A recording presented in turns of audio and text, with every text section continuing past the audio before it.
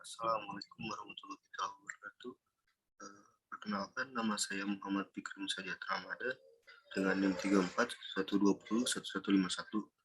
Di sini saya akan presentasikan hasil dari UAS kecerdasan buatan yang saya kerjakan.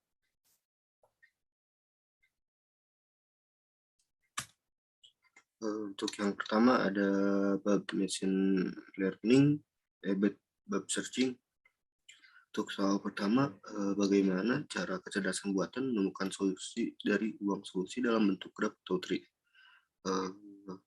Pencarian solusi dalam kecerdasan buatan bisa menggunakan graf dan tree. Graf terdiri dari node atau titik yang menunjukkan keadaan sejak awal dan keadaan baru untuk mencapai keadaan yang diinginkan. Node-node tersebut terhubung dengan menggunakan busur yang diberi panah untuk menunjukkan arah dari suatu keadaan ke keadaan berikutnya.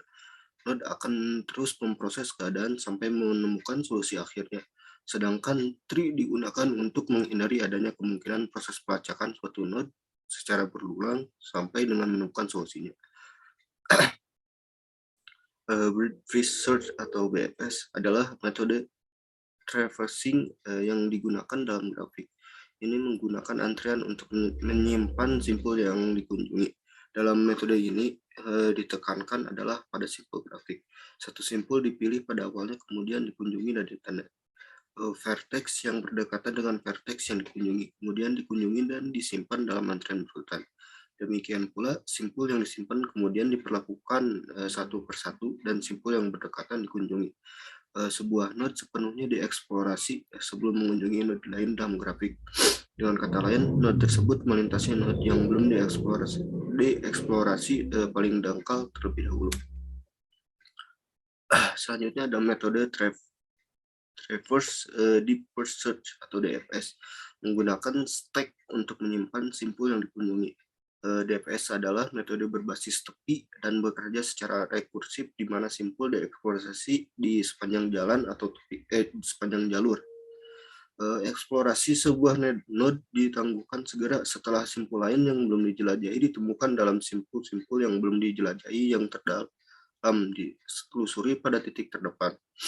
DFS melintas atau mengunjungi setiap simpul tepat sekali dan setiap tepi diperiksa tepat 2 kali. Untuk selanjutnya ada bab searching.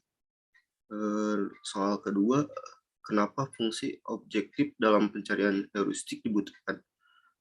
Fungsi objektif pada heuristic searching, pencarian heuristik itu dibutuhkan karena fungsi ini mempunyai fungsi untuk menghitung biaya perkiraan atau estimasi dari suatu simpul tertentu menuju simpul tujuan.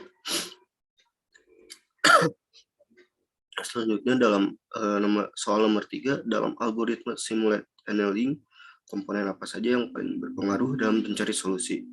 Untuk yang pertama ada delta E sama dengan selisih fungsi objektif satu buah solusi dengan solusi sebelumnya. Kedua, T atau juga suhu, di mana T ini melakukan kontrol parameter temperatur. Selanjutnya ada bab logika. Soal pertama, bagaimana cara kerja mesin logika dalam menyelesaikan persoalan di bidang kecerdasan buatan. Caranya adalah dengan menggunakan algoritma contoh logika Fuzzy atau Fuzzy Logic dan memberi banyak data agar sistem nantinya dapat mempelajari suatu hal secara otomatis. Prosesnya termasuk dengan pembelajaran atau peroleh informasi dan aturan untuk menggunakan informasi. Penalaran, menggunakan aturan untuk mencapai pikiran, kesimpulan yang pasti, dan koreksi diri. Untuk soal 2, jelaskan salah satu contoh kasus kecerdasan buatan yang diselesaikan dengan pendekatan logika. Di sini saya mengambil contoh Google Maps dan aplikasi Red Hailing. Contoh kecerdasan buatan dalam kehidupan sehari-hari yang pertama adalah Google Maps dan aplikasi Red Hailing. Ini merupakan teknologi yang sering digunakan manusia dalam keseharian, di mana Anda bisa dengan mudah mencari lokasi suatu tempat yang belum pernah dikunjungi dengan memanfaatkan teknologi internet. Aplikasi ini dapat mengetahui arah yang tepat, rute yang optimal, dan bahkan penghalang jalan dan kemacetan lalu lintas. Bahkan belum lama ini GPS juga memberikan panduan untuk perjalanan pergi secara efektif.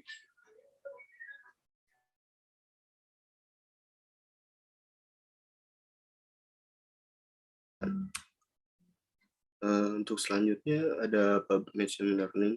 Soal pertama, potensi apa yang menjadikan machine learning sebagai pendekatan paling populer saat ini dalam membangun kecerdasan buatan. Teknologi machine learning atau disebut ML ini merupakan salah satu cabang dari AI yang sangat menarik perhatian. Kenapa? Karena machine learning merupakan mesin yang bisa belajar layaknya manusia. Peran machine learning banyak membantu manusia dalam berbagai bidang. Misalnya saat kamu menggunakan fitur face unlock untuk membuka perangkat smartphone, atau saat kamu menjajah internet atau media sosial, kamu akan sering disuguhkan dengan beberapa iklan. Iklan-iklan yang dimunculkan juga merupakan hasil pengolahan machine learning yang akan memberikan iklan sesuai dengan pribadi kamu. Untuk soal kedua, mekanisme apa yang membedakan machine learning berbeda dari pendekatan lain dalam membangun kecerdasan buatan. Mekanisme yang membedakan mekanisme machine learning dengan proses mekanisme pendekatan yang lain dalam membangun kecerdasan buatan adalah dalam machine learning ada dua mekanisme, diantaranya supervised learning dan supervised learning yang masing-masing memiliki pengertian antara lain.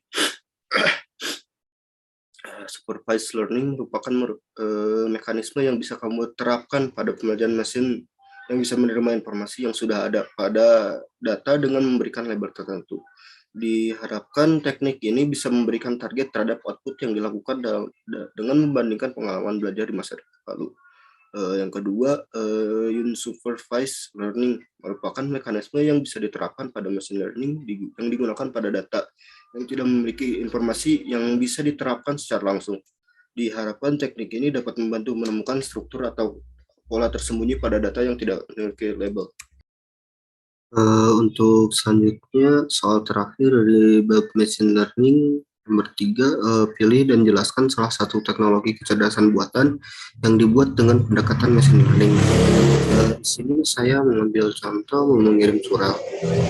Kegiatan ini dilakukan banyak orang setiap hari, sekalipun hanya satu pesan yang dikirim. Saat kita menulis pesan, lalu kita menggunakan tool seperti Grammarly atau kita menghidupkan fitur spell checking, kita sedang memanfaatkan AI dan Natural Language Processing.